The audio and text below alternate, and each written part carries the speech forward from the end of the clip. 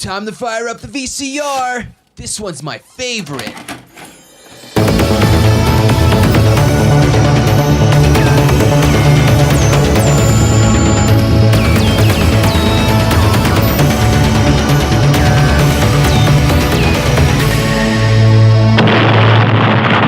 That was gold. Welcome to Analog Jones in the Temple of Film. I'm Steve. And I'm Matt. And we're doing our mini episode number 3, and this one is Baby Driver. Yeah, so here's our synopsis for the film. Talented getaway driver Baby, Ansel Elgort, relies on the beat of his personal soundtrack to be the best in the game. After meeting the woman, Lily James, of his dreams, he sees a chance to ditch his shady lifestyle and make a clean break. Coerced into working for a crime boss, Kevin Spacey, Baby must face the music as a doomed heist threatens his life, love, and freedom. This is great. Did you see this in theater? Yes. I did too. We also have it here on Blu-ray and digital copy, which I actually turned in the digital copy. I'm very proud of myself. Yeah, I started doing that now, finally. But it's nice. You could watch it. So I have a Chromecast, and you could watch it like on YouTube and stuff if you turn in the digital copy. So yeah, it's nice. I will never go full digital, but it's nice when I buy one to have the digital as well. Yeah, it is. So let's play the trailer for you here. Come back with the details.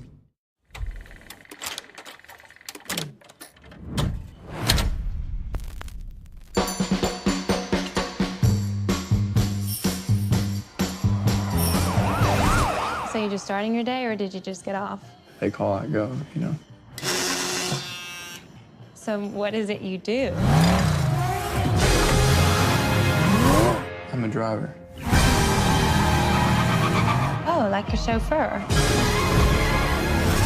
Anyone I'd know? I hope not. What is your name? Baby. Your name's Baby. B-A-B-Y, Baby.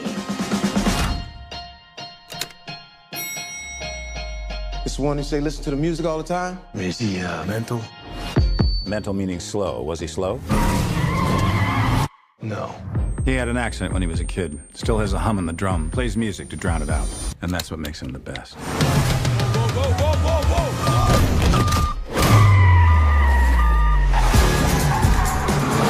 whoa! One more job and I'm done. One more job, and we're straight. Now, I don't think I need to give you this speech about what happens when you say no, how I could break your legs and kill everyone you love, because you already know that, don't you? Yeah. The moment you catch feelings is the moment you catch a bullet. And your waitress girlfriend, she's cute. Let's keep it that way. I want us to head west and never stop. You in? I'm in, Baby.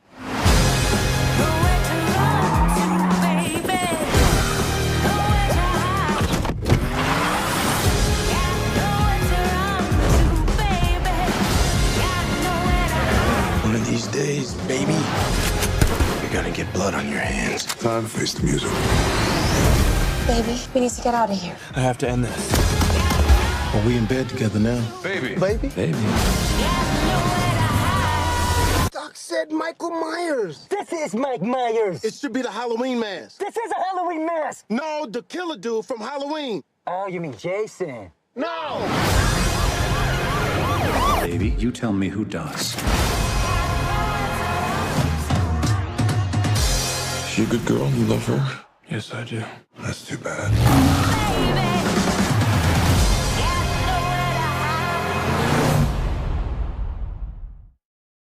That is an action-packed trailer. I never actually saw it before I saw the movie. I just knew Edgar Wright was doing this, and that's all I cared about because I'm down. Yeah, I didn't need to see the trailer to know I wanted to see this movie, but I did see the trailer a whole bunch just, before the things I was regularly seeing in theaters, and props to the marketing team for not, spoiling the movie at all with the trailer. Yeah, I always watch these trailers after I watch the films, and I agree with you. It gave you enough to really tease you and bring you in, but never spoiled anything. Yeah, so, That's all we need. And like you were saying, we were both enticed by the fact that this was an Edgar Wright film. So he's directed the Shaun of the Dead, Hot Fuzz, World's End trilogy, and Scott Pilgrim versus the World. Also wrote the film, and he wrote the Ant-Man screenplay and the Tintin screenplay for Spielberg, and he was a producer on Attack the Block as well. Was involved in that one. So yeah, he's done a lot. He's just got his hands in a lot of really interesting properties. Yeah. Well, we'll get down to the details. You kind of started it there. Directed by Edgar Wright, known for his 3 Flavors Cornetto film trilogy. Have you heard it called that before? Yeah. Yeah. It's all about a silly joke. Cornetto ice cream, the 3 flavored ones, curing hangovers, and they did it in Hot Fuzz. Yeah. So that's where it got that whole thing. I know a lot of people, I've said it, and they have no idea what I'm talking about. Yeah. Yeah, that's the trilogy. Yeah. Have you seen The World's End? Yeah. Did you think it was the weakest of the 3? Of the 3, no. I actually think Hot Fuzz is, Okay. but I that's like saying though like that like I don't have a good comparison, but they're all like amazing movies. So it's like, yeah, Hot Fuzz might be my least favorite of the 3, but they're all like 5s out of 5s for me. Like they're all great. They're all perfect. Yeah, and he's definitely known for his fast-paced edits and doing it. Some of it by music. He started the whole music edit with Shaun of the Dead during the Queen song. Yeah. Yeah, so that's one of the most memorable scenes in that film, in my opinion. So I can definitely see why attached to his new writing style later on. Yeah. He also wrote it. He said he did Ant-Man. He wrote Scott Pilgrim. I think he directed Scott Pilgrim versus the World as well. Yep. So he's done a lot. He's been great. We'll go down to the stars here. We had Ansel Elgort. Yeah. Is that how you say his name? I think so. Now, he's known for the Divergent trilogy. As well as Fault in Our Stars. Yes. None of which I have seen any of. I haven't seen any of them either. So this kid was completely new to me. Yeah, I think I had only seen him in his like cameo in Paper Towns, because it's the same writer as Fault in Our Stars, so he was in that. And I remember in the theater when I was seeing Paper Towns, all the girls screamed in the theater for his cameo. So he must be popular with the youngins these days. Yes, not with us. I mean, but I loved him in this film. Oh yeah, I thought going in, I was like, this little pretty boy's gonna annoy the shit out of me, but he's great in the movie. A lot of the screenshots and everything I saw about it, I thought the same thing. Yeah, I thought he was gonna be kind of just like a snotty hot kid actor, and no, he was actually pretty good in this movie. Here at Analog Jones, we judge everything from the book. Oh yeah, book by its cover, always. We wouldn't have a podcast if we weren't judging books by their cover, or tapes by their cover. So we go down the line here. We have John Hamm as Griff, which you should know him from Mad Men, and I also personally know him from The Town. Great movie. Which was done 7 years ago. I could not believe it when I wrote down 2010. Yeah. It's been that long. But he basically, in my opinion, can star in anything. Oh, he's great. Yeah. Yeah, Hamm's great. I mean, my favorite John Hamm is usually when he shows up in like Saturday Night Live or in comedies, because he's almost got like that Alec Baldwin like ballbuster style of comedy, and he's just great. He's great to watch. Number 3 here, Kevin Spacey as Doc. Who you may know from the news lately.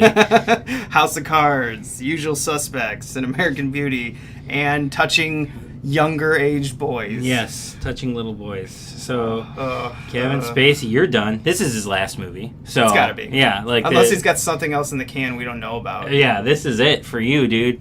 Enjoy it while it lasted, I guess. Oh man. Don't diddle kids. It's just as simple as that. Don't do it.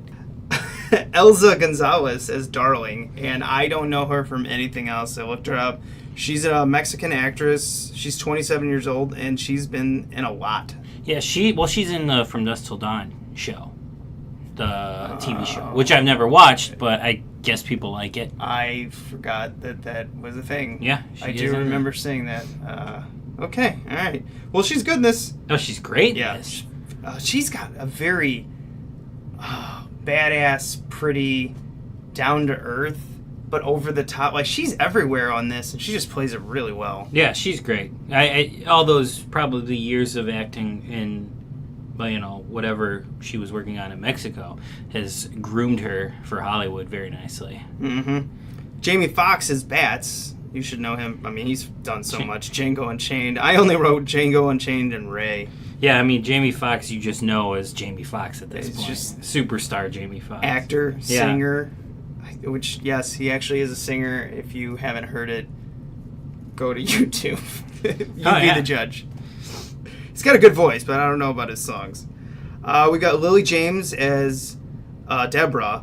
She's from Cinderella and Downton Abbey, or as I like to call it, Downtown. Yeah. I've never actually seen that show. I've never seen it either. But I've seen Cinderella, and that was actually, like, pretty decent. For, like, one of the live-action Disney movies, usually those are garbage, but Cinderella was decent. Well, Lily James is starting to blow up, I know. She's in quite a bit of credits coming up. Yeah. Well, she was in Pride, Prejudice, and Zombies, which is another pleasant surprise. I thought that movie was going to be terrible, and it was a lot of fun, and she's great in that. She's like, she gets it. She knew that she was making sort of a off-kilter comedy with that film. Yeah, I don't think they used her very well in this film. She was kind of a smaller starring role. Yeah. But she did her job. She was that innocent, but she wanted adventure. Yeah. Yeah, they tried to give her a little more than just making her be like the damsel in distress. And then it was featuring John Bernthal as Griff, Walking Dead, Punisher. You seen Punisher yet? No. Me neither. Okay, skip. This had a budget of $34 million. It grossed $101 million in North America and $175 internationally. So it did damn well. Sequel. Yep, maybe. TriStar Pictures distributed this, and MRC was the production company. MRC, they actually did House of Cards also, I believe. They did Ted, right? I think they did the Ted movies. Yeah, they're kind of all over. Yeah. They don't really have a genre they stick to. Yeah. That's good. It's interesting. That's good. Yeah. Ratings on this film are really good. Rotten Tomatoes, 93%. IMDb, 7.8. And I'm pretty sure Metacritic is way up there, too. Yeah, I mean, this was a generally really beloved film. I have several film nerd friends that are considering it as their favorite movie of the year so far. So, I mean, yeah, across the board, praise. I really liked it. I really enjoyed it. Yes, I loved it. This may be second favorite, right up there with Shaun of the Dead, of my favorite Edgar Wright films. This was so impressive how well this was done to music. Yeah, oh yeah. I'm going to say that it's actually probably my least of the 5 that he's directed. But again, I would give all 5 of those movies 5s out of 5s. Like, I love them all. It's probably just my least favorite.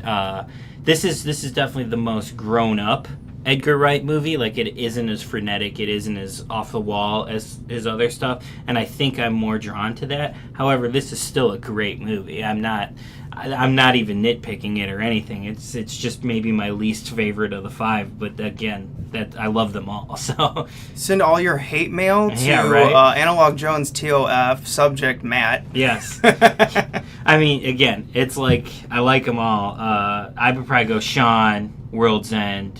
No, Sean, Scott Pilgrim, World's End, Hot Fuzz. This. Yeah, you have World's End a lot higher than I would. It's just a fun movie, man. It's just a really good time. I understand what it is. I dig it, but I would definitely have it towards the bottom. I think most people would. Yeah. I think it's kind of... It was the third one after, hugely popular Shaun of the Dead and Hot Fuzz. They were never going to live up to the hype, but I enjoyed it. It's just one I can't rewatch over and over. I can rewatch Shaun of the Dead anytime. I can probably rewatch Baby Driver again tonight if I wanted to. That's kind of how I judge a lot of these, and this is definitely going to be on my top 10. It would be very hard to get this kicked out of the 2017 top 10. That hopefully we'll be able to do an episode of it, a mini-sode of our top 10, whether you do horror or I can do all somewhere in January. But I doubt this is going to get kicked off the top 10. Yes, it's so I'm keeping track of everything I've seen so far this year, so I will definitely have a top 10 for you. If it's not in my top 10, it's in my top 20, but I've seen 200 movies so far this year, so... Yeah, I definitely... It's definitely in the upper 10%. Are you going to do a top 10 horror films for Horror Society? I'd probably do top 5. I think I have 5. I'll probably do a top 5 horror, and then I'll probably do a top 10 all. So if we want to do a top 10 episode, we definitely should. Oh, we will. Okay, beautiful. So if you're walking down the I don't know, Target. Yeah, walking down the Amazon aisles. Yeah. Is this a film you pick up? Absolutely. Absolutely. This is an owner. Do it. Yeah. I'm glad it got love. I'm glad people saw it, and I'm glad it's still doing well. Can't believe he did an action film this damn good. I can. It's Edgar, right? Well, yeah, he does. I mean, he did it with Hot Fuzz, but he took the comedy out of it, and it was still really good quality. Yeah. Yeah. All right, we'll come back with what's next? News and what's coming. Yeah.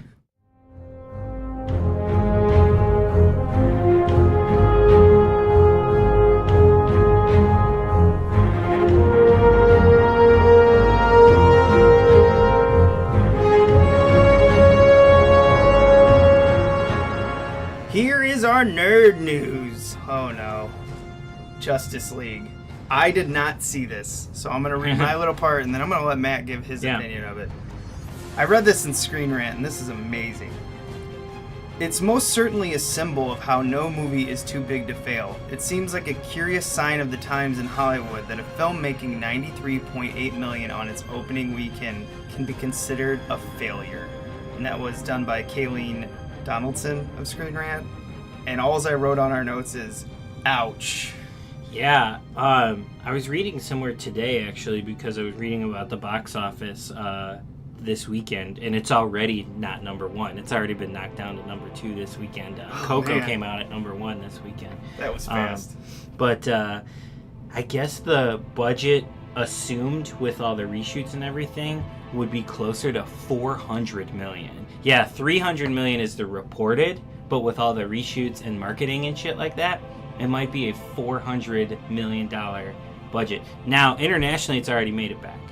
With the international sale, I think it was $474 it's made so far. So they've made it back. They haven't really made any money on it, but they've made the money back. So, yeah. That's insane that movie cost $400 million. So I heard that they wanted to make $1 billion. You done, Parf? I heard they wanted to make $1 billion worldwide, and they don't think they're gonna do it. But after you're saying how much they made internationally on the first 2 weekends, does it have enough momentum? I don't think so. I think it'll cross 5 for sure, 500, and it'll probably get close to it, but it won't hit $1 billion. It won't. At this, it's out in all the territories now. It won't. It will be more than $400 million because that doesn't even have the marketing budget in it. I heard from the $300 million. Right. So it's estimated to be about $400. I've heard because they pushed it so hard in international marketing as well. I mean, in the U.S. you couldn't escape it. Yeah. I don't even have TV and I couldn't escape it. Mm-hmm. So I don't have cable. It was all over YouTube and just like, oh my gosh, just can we stop this? I bet with marketing and how much that's going to cost to distribute and how many actual digital copies they gave out, it's probably $500 million. Yeah. I would say. Yeah, it's kind of easy. Yeah, and I don't think it's going to make that. I don't think it's going to make any money. I think it's going to break even, and I think the studio will be fine, but it's not going to be... It's not going to make that billion. And again, like this Screen Rant quote, like, the fact that if it doesn't make $1 billion, it's a failure is just insane to me. Like, yes. Insane. Well, I heard they said it was $1 billion. That's their mark because that's what they need to, like... Right, to consider it, to make money on it. Like, what? To make good money on it. What? That's absolutely bananas. Way too expensive a movie. I've seen it. It's... Now, this is the opposite of the Edgar Wright thing. It's not as bad as Suicide Squad and Batman Superman, but again, that's like anything is better than those movies. So it's not as bad as that. It's still very sloppy. There's still not much there.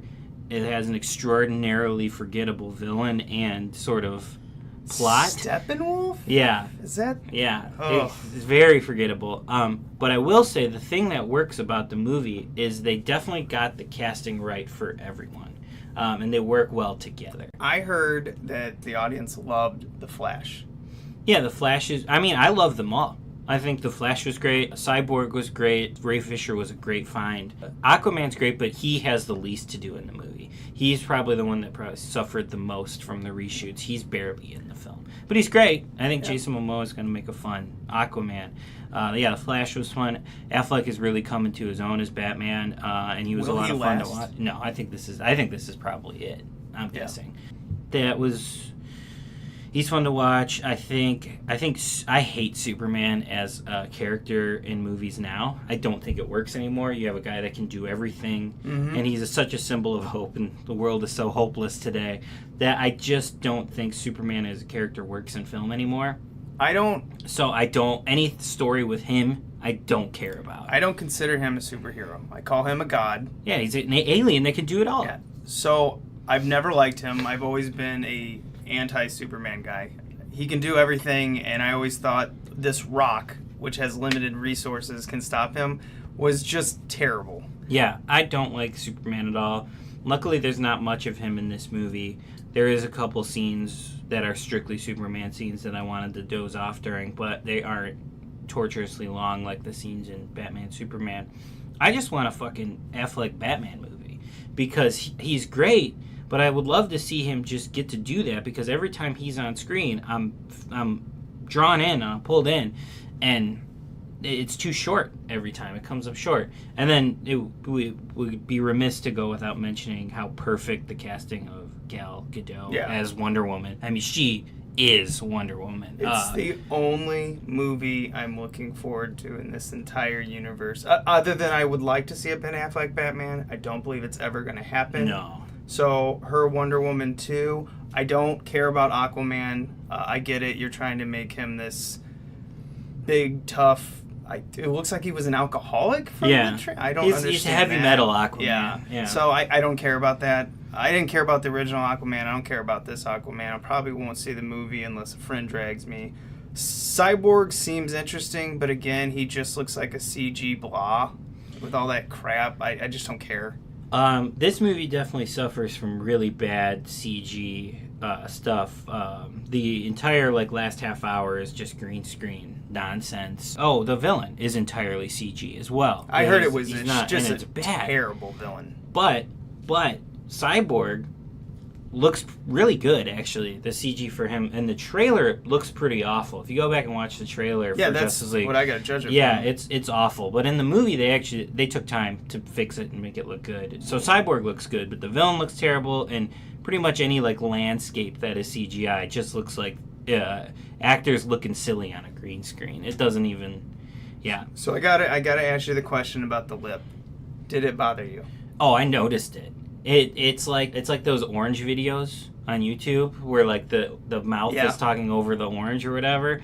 It kind of looks like that. It's bad. It's bad. Ooh. And it's probably only in 3 scenes. It's not overwhelming. It's the reshoot scenes. Are you sure this is better than B versus S? Oh yeah, okay. It's watchable. Okay, yeah. And it doesn't have Jesse Eisenberg doing whatever the fuck he was doing in Batman Superman. That's true. That was... so yeah, I don't recommend it, but it's not that bad. So don't see it in theaters. Should I watch it on HBO or whatever, Netflix, if it comes out on there? Yeah, when you're waiting for a pizza to come or something, throw it on, because there's moments of fun, and Batman's great, and the characters are all well cast. Wonder Woman's fun. Yeah, throw it on. The best part, and this will be the last thing I'll say about Justice League, the best part about it is Danny Elfman did the score for the film, and the score is pretty great from top to bottom. I mean, he did the Batman score, so he knows superhero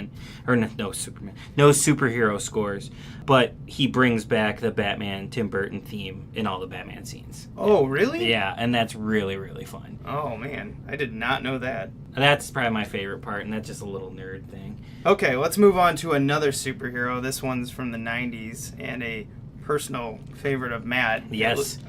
Spawn is getting a reboot 20 years after the original, and McFarlane is part of it, and he's teaming with Blumhouse. Yeah, I'm super excited about this. So, I'm not a comic book fan, except in the 90s, I read the Spawn books. I have, the first 7 when they came out. I was super into Spawn. I love the HBO show, and I even have a soft spot for the movie adaptation, which I realize is not...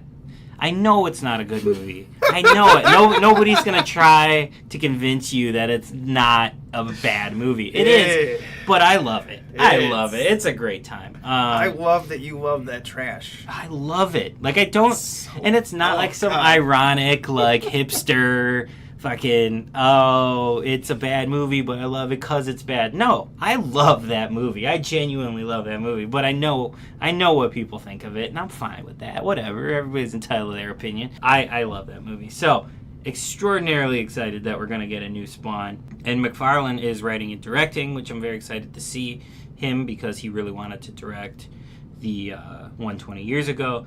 So I want to see what he does with it. I always liked his books. I always liked the Spawn comic books, so I will be excited. And I think with Blumhouse behind it, they know what they're doing marketing-wise and budget-wise and things like that. So I think it's going to be right where it needs to be.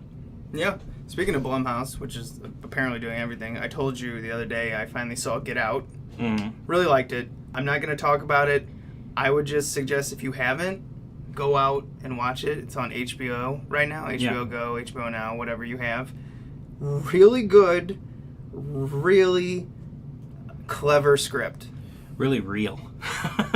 Really timely. The first horror movie probably for the Trump age, but it is definitely the masterpiece that everybody is saying it is. No argument there. Yes, I went into it skeptical. I'm like, okay, let's see how good this is, and it shocked me how much it held up to the masses' positivity. You know, it was just so well received, and I agree. Whew, damn good. Yep, great movie. See it, don't miss it. If you're a horror fan, it's what you've been asking for the past 10 years. Peele, right? Yeah, Jordan Peele. Very excited to see what he's gonna do next. Matt, did you hear about the new Halloween movie getting delayed? Yeah, I hope they delay the release date, not because, I don't want to see this thing. I'm obviously super pumped about this. I love all of David Gordon Green's work that I've seen, and Danny McBride I think is super talented. Vice Principals and Eastbound and Down were brilliant, so I'm very excited about this film, but I hope the release date does get pushed back because I don't want to see them rush this. What was some of the other work he's done? The director. He does a lot of the stuff with McBride, but he's also done like Pineapple Express, which McBride's only a small part in or whatever. Indie stuff too, like George Washington and Undertow. So he does movies that are like dramas in the vein of like Terrence Malick, and then he does comedies like Your Highness, which are just on the opposite end. Yeah, okay. But I like all of his stuff that I've seen. Like even Your Highness. He did The Sitter as well with Jonah Hill, which I know people didn't really like, but I really enjoyed it. I can't rewatch The Highness. That's one I won't be nice to. I thought so much of that just fell flat, and I judge it, or like, can I watch this movie over and over? And I can't. See, I'm not big on like the Jim Henson movies like Dark Crystal or Neverending Story. I thought it was like a fun like kind of spoof of those type movies that get a little bit too much love in my opinion. Let's move on to your movie nights. Yeah, so if you're in the Chicago area, this episode's going to run December 1st, right? Yes. So a week later, so December 8th, which happens to be my birthday, so please send presents my way. Confetti. Yeah, right? December 8th at Bucket of Blood, which is our favorite store that has records, books, and VHS tapes. Bucket of Blood is going to be hosting with me a screening of one of my favorite movies of all time, Reanimator. Arrow Films was kind enough to let us do this, and we're going to be screening the Arrow 4K restoration of it. That's awesome that you get to do a free screening of it there. Yeah, I'm so excited. This is like the biggest one we've done there, and I'm thrilled that we got to do it.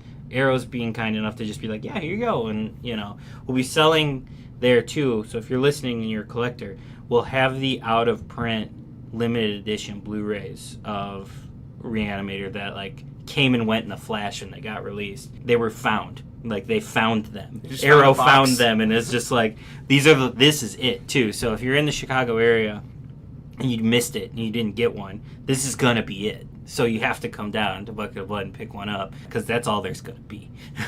Bring yourself a beanbag or a little chair. Get comfortable.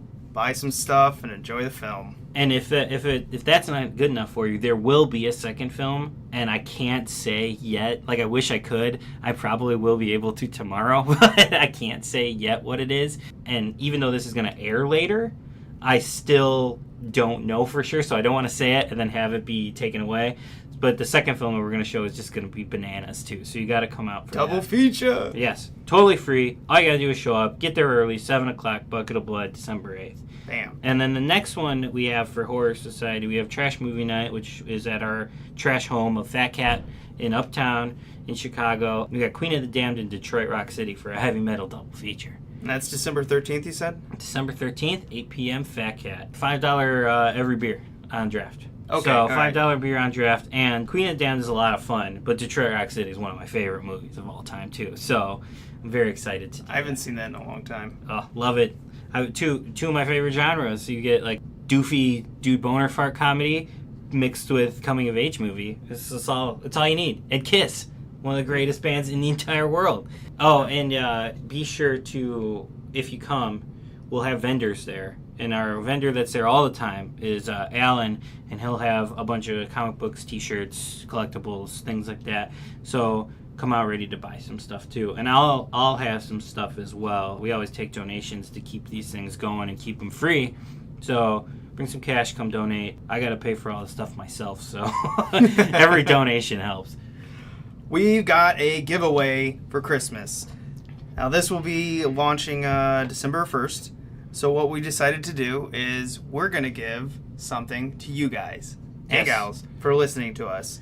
All you have to do is rate and review us, and it better be positive. And we're going to put a post on Facebook. You just put a screenshot of it with your review, and then we're going to put you into a hat. And then we're going to draw the winner. And the winner will get, are you ready? Drum roll. We're giving away a Steelbox special edition of Shaun of the Dead. Yeah, so you have until December 22nd's episode when we announce it. So, you know, give it a couple days before that to rate us on iTunes, take a screenshot of it, post it on Facebook, post it on our group page if you're on that, and we will take everybody's name down who wrote a review, and the winner gets the DVD. That's just that simple. And it is packed with special features. I'm jealous. I don't have this, and I would love to have it. But you're going to have it first. Yes. Like, you, the listener, will have it first. It's time to announce our next episode, and it is going to be The Adventures of Baron Munchausen. Baron von Munchausen. From Baron Munchausen.